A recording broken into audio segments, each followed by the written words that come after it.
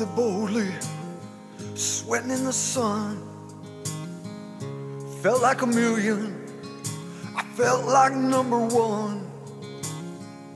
The height of summer, I've never felt that strong, like a rock.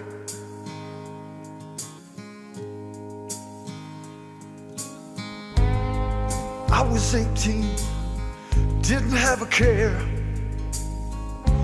working for peanuts, and not a dime to spare. And I was leaning, solid everywhere, like a rock.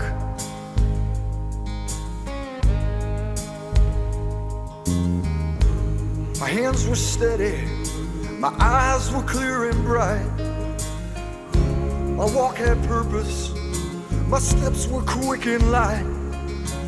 And I held firmly to what I felt was right, like a rock. Like a rock. But I was strong as I could be, like a rock. Nothing ever got to me, like a rock. I was something to see, like a rock.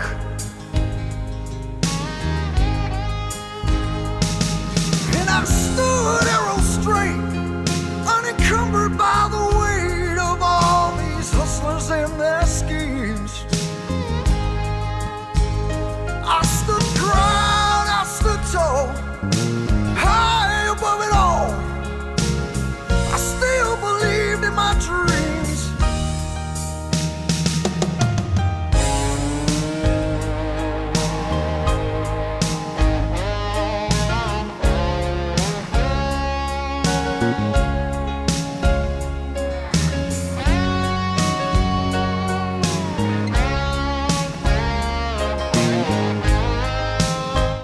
Parfait. Monsieur Roberge, alors on va commencer par la visite du camp Notre-Dame par peut-être faire un petit historique, là, parce que vous fêtez vos 70 ans là, bientôt. Là.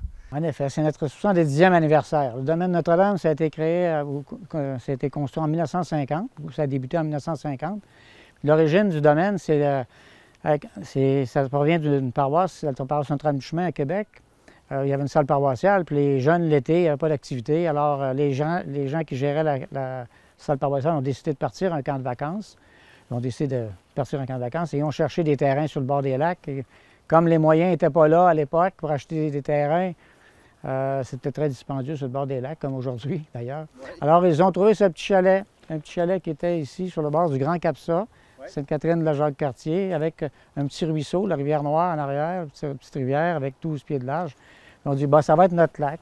Alors, ils ont acheté le chalet, 1 600 $.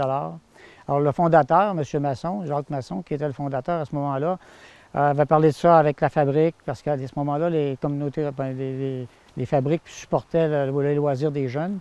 Oui. Puis, ils n'ont pas voulu embarquer. Finalement, il est parti tout seul au début. Et pendant les 5 ou 7 premières années, ça s'appelait le camp Masson. Il n'y avait pas... Et ça s'est incorporé en 1957, c'est devenu le domaine Notre-Dame. Puis à ce moment-là, le domaine Notre-Dame, il y avait deux autres personnes avec lui, René Bédard et Jean-Claude Bédard, qui sont ces deux principaux adjoints, si on veut, qui l'ont aidé, beaucoup de monde. Le domaine Notre-Dame, sa caractéristique, ça a été créé, ça a été bâti par des jeunes, par beaucoup de bénévoles, puis juste des bénévoles, beaucoup de bénévoles. 80-90% des infrastructures que vous allez voir sur ce terrain ski, ça a été fait par des bénévoles, et encore aujourd'hui. Beaucoup de ces bâtisses-là sont faits par des bénévoles. Très peu de contrats qui sont engagés. Puis pendant cette période-là, de la période de 50 à 58, il s'est construit l'auberge en bas qu'on voit. Alors, il y avait juste le petit chalet, la première colonie de vacances, c'était l'hangar en arrière. Il y avait des lits à 2 étages, les gens couchaient là-dedans. C'était la façon d'habiter pour la colonie de l'époque. Les gens montaient, mais ils montaient pour travailler. Ils ne montaient pas. Ben, ils s'amusaient un petit peu, mais c'était surtout pour... Oui. Là, présentement, sur le terrain auquel on est, c'était le premier chalet d'accueil, on pourrait dire, qui était ici. Exactement. Le chalet était situé ici, juste à ma droite. Puis, il y avait un petit trottoir en bois qui conduisait pour les matériaux, pour aller faire, parce qu'il n'y avait pas de route qui descendait. Il n'y avait pas d'électricité non plus à cette époque-là. Et le trottoir en bois conduisait sur le bord du lac où la bâtisse aujourd'hui, ou l'auberge qui a été construite à peu près dans les mêmes... Ça n'a pas été agrandi beaucoup, sauf les galeries, mais à peu près dans la grandeur d'aujourd'hui. Puis le bois qui a servi à fabriquer le domaine Notre-Dame, il vient des formes du pont sur la rivière Chaudière. On a obtenu ces formes-là gratuitement, ou presque gratuitement. On a ramassé le bois. Quand je dis on, j'étais pas encore, j'avais 2 ans quand ça a commencé, donc j'étais pas encore au début, mais je suis arrivé par après. Mais ils ont construit, ils ont ramassé des clous, décroché des clous et reconstruit avec toutes des planches de 44 pouces à peu près. Toute la bâtisse principale avec des structures avec des bimes qu'il y avait pour les formes. Alors ça a tout été fait avec ça. On le voit d'ailleurs sur les photos, vous allez peut-être le voir dans... Oui, parce que vous avez des montages qui ont été faits aussi vidéo que vous allez peut-être voir durant le repas. On va voir des parties historiques, puis on a beaucoup de photos aussi que vous allez pouvoir voir. Alors ça a été fait vraiment, puis dans cette époque-là, le tennis a été fait également en même période, mais à ce moment-là, le tennis n'était pas collé sur la route comme ça. La route a été élargie, donc le tennis, il a fallu le refaire. Avant, il était en poussière de pierre, il y avait beaucoup d'arbres à cet endroit-là. Puis il y avait à côté le tennis, il y avait du badminton, il y avait du croquet, puis ça a tout été défait là, lorsqu'on a élargi la route dans les années 80. Là. Oui. Il a fallu refaire des choses. Là. Et à l'époque, c'est important que je vous dise ça, le moyen de transport pour venir ici dans les premières années, c'était des 7 passagers. Il y avait des DeSoto à ce moment-là, des Chrysler, et il y avait une première DeSoto, même ils ont eu deux 7 passagers en même temps pour monter les jeunes. Alors 7 passagers, on me dit qu'il était entre 10 et 17. Oui, c'est ça, on étirait le chiffre. C'était beaucoup de monde. Dans ce temps-là, il n'y avait pas de ceinture de sécurité. Ouais. Puis il y avait même dans le coffre un endroit pour le chien, parce qu'il y avait Blanco, qui était le chien à l'origine, qui était la mascotte. Il montait avec les gens le soir. Et il y avait les 2 DeSoto, à un certain moment donné, ou les 2 7 passagers, à un certain moment donné, il y avait manqué d'argent. On avait acheté une batterie. Il y avait une batterie pour les 2 autos. Fait qu'il fallait qu'ils suivent. Quand ils partaient dans ce moment-là, on pouvait enlever la batterie, puis le char marchait pareil dans les premières années. Moi, je ne me rappelle pas de ça, mais c'est vrai qu'on pouvait faire ça à l'époque. Fait qu'il y avait même 2 batteries pour une batterie, c'est-à-dire pour les deux autos. Alors, c'était assez rocambolesque. À cette époque-là, la grandeur de terrain, est-ce que vous l'avez un petit peu? Ou... La grandeur du terrain, c'était le chalet, un petit peu d'espace en arrière, puis la rivière. Puis on a acheté, dans la même année, il avait acheté des terrains à gauche, des terrains à droite pour agrandir un peu, pour faire le tennis, etc. Dans les 4-5 premières années. Et le terrain, le principal, dès le 51-52, quand ils ont commencé à construire l'auberge, il avait agrandi pas mal de terrain. Il se rendait jusqu'à la petite rivière. On n'avait pas l'autre bord de la rivière à ce moment-là. Puis pour les gens qui ne connaissent pas ça, le camp Notre-Dame, c'est impressionnant. Il y a beaucoup de superficie comme telle de territoire. Oui, on a entre 4 et 5 000 pieds carrés de terrain. Et comme je vous disais, ça a commencé de 50 à 58. C'était la colonie, pas la colonie, mais la construction, les pionniers. Après ça, on a eu la colonie de vacances. Puis depuis 72, c'est devenu le camp familial, le camp centre plein air. Donc là, la première partie qui a été la plus difficile, c'est sûr, la construction. Et puis, même à l'époque, je me rappelle, pour financer, parce qu'il y a plusieurs façons de financer une place comme nous autres. Alors, il y avait des gens qui donnaient des dons, des donateurs, tout ça, mais à cette époque-là, à la salle paroissiale, pour financer l'été au domaine, on payait nos hot dogs 11 cents. 1 cent, 10 cents pour le hot dog, puis 1 cent pour le domaine. La façon de financer, c'était la scène. On ramassait la scène. C'est avec ça qu'on a fait ça. Aujourd'hui, la scène a profité beaucoup, parce qu'on est quand même dans une bonne situation financière. Donc, avant, ça, c'était l'entrée principale. Maintenant, c'est l'entrée, on pourrait dire, secondaire, c'est ça? Exactement, parce que l'entrée principale était ici. Il n'y avait pas de route. Il n'y avait pas de route autre que celle-là pour entrer au domaine. Même, il n'y avait pas de route du tout, parce que c'est le trottoir en bois. La route a été faite en 52, en même temps qu'on a eu l'électricité. Et l'électricité, on est allé la chercher à partir du boulevard Fossambeau avec la compagnie Québec Power à l'époque, qui est l'ancien Hydro-Québec. Québec Power a produit, nous avait demandé de faire la ligne, alors pas de faire la ligne, mais de déboisement. Alors on a fait le déboisement et après ça, ils ont amené l'électricité. En même temps, on a déboisé la route pour aller à l'auberge. Ça, c'était en 52. C'est tout un travail pour bâtir ça ici, hein? C'était toute une aventure, toute une aventure.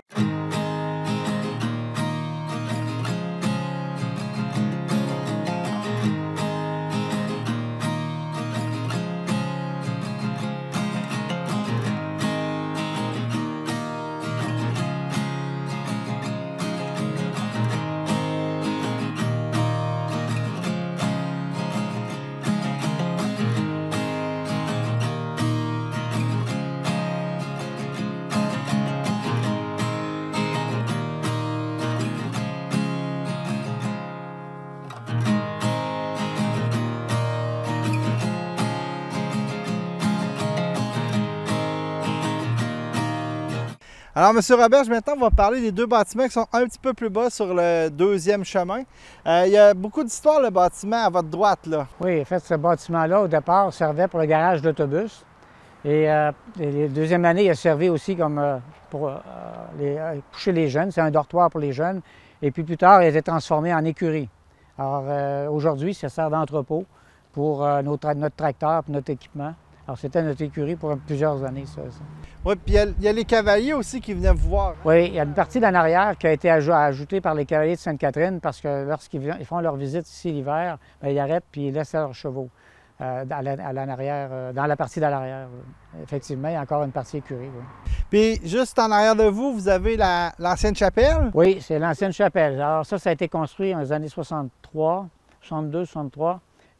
Parce qu'à l'époque, dans une colonie de vacances, on a besoin d'une chapelle. Alors, la chapelle a servi jusque dans les années 71, 72. Quand on l'a transformé en camp familial, à partir de 72, à ce moment-là, le local a servi pour l'animation des jeunes. Et en 2001, on l'a tout défait, on l'a refait sur une base plus carrée, plus haute, avec un mur de hauteur de 12 pieds pour pouvoir faire comme un gymnase. Alors, il a été complètement transformé, le bâtiment. Encore une fois, par des bénévoles. Tout a été fait par des bénévoles ici. Je ne vais pas poser la question tantôt, mais il y en a combien de bâtiments sur le site? Je ne sais pas. Une trentaine. trentaine. Vous savez pas? Une trentaine, oui? Plus qu'une trentaine, je pense. OK, puis j'imagine qu'il faut vous renouveler à chaque année un ou deux bâtiments. On a toujours des rénovations à faire. On peut remarquer d'ailleurs sur ce bâtiment-là qui a été refait complet en 2001, il faut refaire la toiture bientôt. Oui, effectivement. Oui, c'est toujours de l'entretien. Hein? Beaucoup d'entretien. C'est beaucoup de choses. Alors, M. Roberge, on est vraiment dans votre point névralgique, on pourrait dire. Juste en arrière de vous, c'est vraiment maintenant le chalet principal. C'est le chalet principal. Depuis les années 51-52 qu'on a commencé à construire, 54, c'est terminé.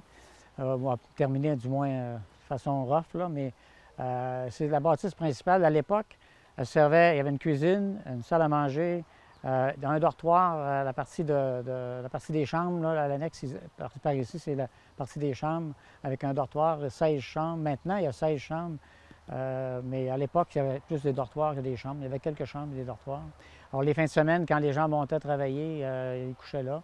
La colonie, bien, il y avait la colonie, il y avait le petit qu'on a vu tantôt, le local qu'on a vu tantôt, dont d'autres locaux qui ont été construits par la suite, dans les années 71. Et le bâtiment, il a à peu près la même grandeur qu'il y avait à l'époque. On a rajouté un hall de l'autre côté. Puis la grandeur est à peu près la même chose, sauf les galeries. On a agrandi les galeries, puis on a fermé les galeries. On a fermé les galeries, on a agrandi la bâtisse indirectement par les galeries. Et le sous-sol n'était pas fait à l'époque, alors le sous-sol a été creusé pour une bonne partie au Pic et l'Appel, puis une autre partie par un entrepreneur. Mais enfin, ça a été fait encore beaucoup par des bénévoles. La bâtisse a changé, il y a eu des transformations radicales pendant plusieurs années, effectivement, à chaque année presque. Parce que quand on la regarde comme ça, la bâtisse, on dit qu'elle a peut-être 20 ans. Non, elle date de 50, bien, finie en 54, alors oui, elle a été refaite plusieurs fois. D'ailleurs, quand on défait les murs, on retrouve toujours les bouts de planches du pont de Québec, là, ou du pont sur la rivière Chaudière. Ils sont encore là. Puis, donc, la bâtisse, effectivement, elle a subi beaucoup de transformations pour toutes sortes de raisons. Le toit a été refait. Je me rappelle, quand on a refait le toit, j'avais à peu près 16 ans. On a fait ça dans une fin de semaine. Défaire le toit, juste pas la partie des chambres, mais la grande salle. On a défait le toit la fin de semaine. On l'a défait le vendredi soir.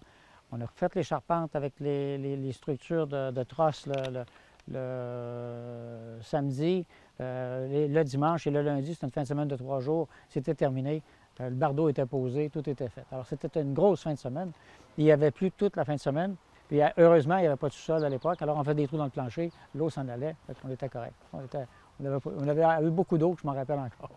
Monsieur Robert, vous me dites, vous êtes impliqué à 16 ans ici. Est-ce que, justement, votre histoire avec le camp Notre-Dame, ça date de longtemps?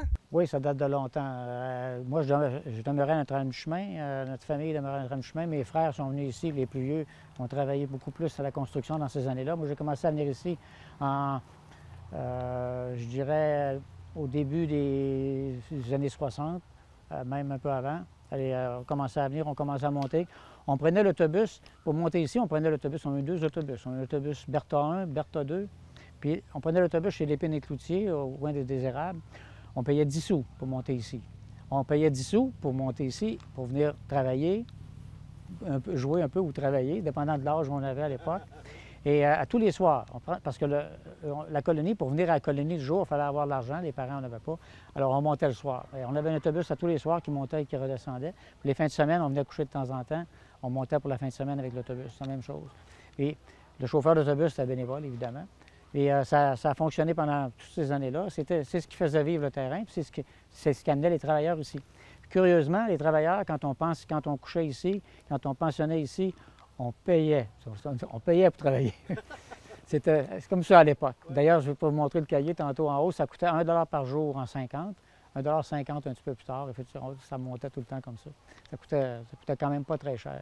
Alors, tant qu'être ici aussi, on va en profiter pour parler du lac, hein? C'est très important.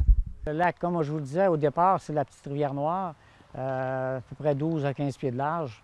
C'était pas très propice à la baignade et puis les gens avaient besoin de se baigner. Alors, en 1953-54, on a commencé un premier barrage. Le premier barrage se situait où l'escalier, où la galerie, là, au niveau de la galerie. À peu près, vous avez le gros sapin en face, la grosse épinette plutôt, juste en face. Alors, le premier barrage était là. Et 2 ans après, 1 ou 2 après, ils ont transféré le barrage plus à l'ouest pour agrandir un peu le plan d'eau, que ça soit plus facile à... Et le barrage, au départ, il était fait en bois, avec le même bois qui a servi à la construction ici, toujours le même bois. Je pense qu'on a eu ce bois-là. On recycle. Le recyclage était à la mode à cette époque-là. C'était du bois traité en plus. Puis là, j'imagine on peut faire du canot, on peut faire... C'est quoi les sports qu'on peut faire? Oui, en fait, on a 2 chaloupes qui se promènent. On a 2 chaloupes. Là, on fait un festival de pêche en début de saison. Habituellement, cette année, c'était cancellé, mais normalement, on a un festival de pêche. Les activités avec les radeaux, les jeunes se promènent sur la mer. En tout cas, il y a toutes sortes de choses. Dans le temps qu'on avait les chevaux se baignaient dans la rivière. Mais je voudrais vous conter l'anecdote. Quand ça a été construit, le lac, il y avait beaucoup de roches, il fallait agrandir le lac. Et à cette époque-là, on utilisait de la dynamite. Alors, on allait chercher la dynamite chez Samson et Filion, au Québec. Samson et Filion, ça, c'est comme aujourd'hui Canac. C'est à peu près comme ça, dans le plus magasin général de l'époque. Alors, Jacques disait, allez-y avec le 7 passagers, mais mettez la dynamite dans le coffre, puis mettez les caps, c'est les détonateurs, dans le coffre à gants, parce qu'il ne faut pas s'asseoir ensemble, parce que c'est dangereux. Alors, on était quand même très, très prudents, malgré tout. Mais il y a eu plusieurs expériences avec la dynamite. Les jeunes n'étaient pas très expérimentés. Là-dedans, on a des gens qui sont devenus après des pompiers, etc. Ils ont compris c'était quoi le danger. Alors, ils ont fait sauter de la dynamite, puis quelquefois, il y avait des erreurs, là, les vitres de la bâtisse qui pouvaient éclater à l'occasion. C'est arrivé quelques fois. Il n'y a pas eu jamais de blessés, jamais eu de dommages. Les gens étaient quand même prudents.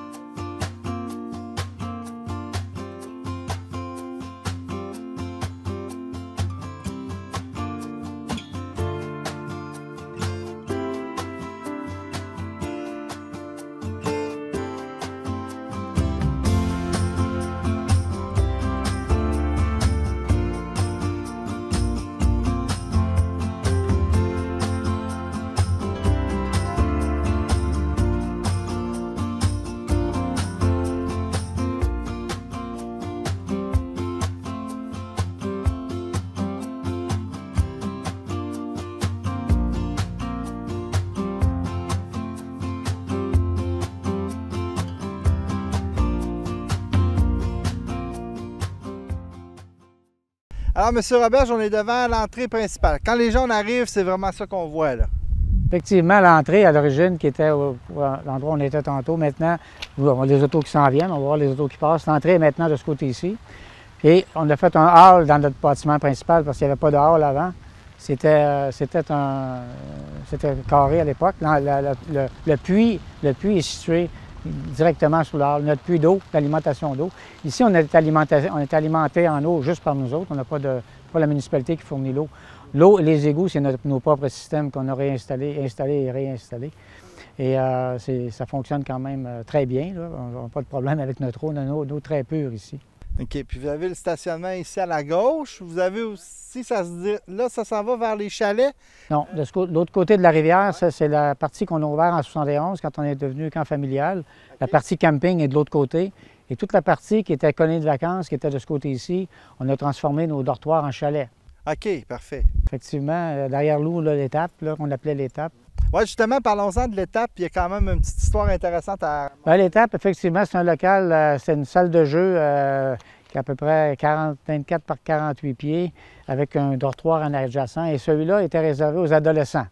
Il s'est fait plusieurs petits coups là-dedans, oui, effectivement. Et on a un bâtiment semblable qui était un peu plus haut à la hutte pour les plus jeunes. Puis on a plusieurs petites huttes qu'on va voir tantôt. Mais ici, effectivement, il s'est passé beaucoup de choses. Les adolescents, ça c'est le point des adolescents. Moi-même, j'ai été moniteur pour ce groupe-là. Oui. Ah, j'ai été campeur et moniteur pour ce groupe-là. On a deux petits sujets avant d'aller à la prochaine étape.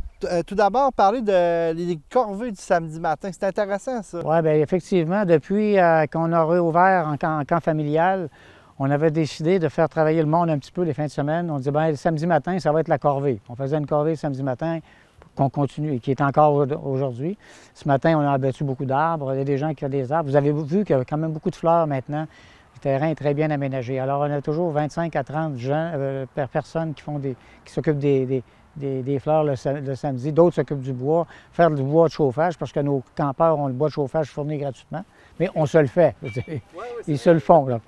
Alors, il y a des gens qui manipulent la scie, qui l'ont appris sur le tas, comme dans mon cas, parce que moi, je suis un comptable de formation, mais quand j'ai commencé en 71, quand on a fait le camping, il n'y a personne qui connaissait ça, les scies mécaniques ici.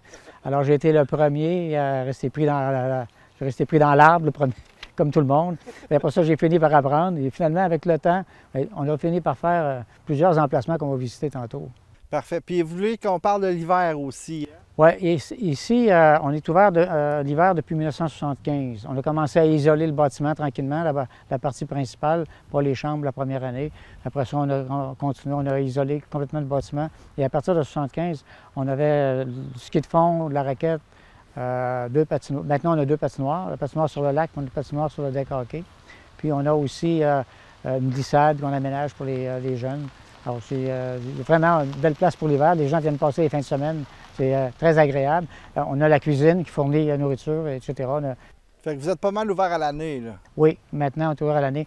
Hors saison, on a beaucoup de groupes qui viennent, soit des parties de famille, soit des parties de Noël, en tout cas, toutes sortes d'activités. Même des mariages ici. Oui, une belle place pour faire des mariages. Ça va venir à la mode, là. Bien, il y en a, ça revient quand même. Il y en a quand même des mariages. Il y en a quand même.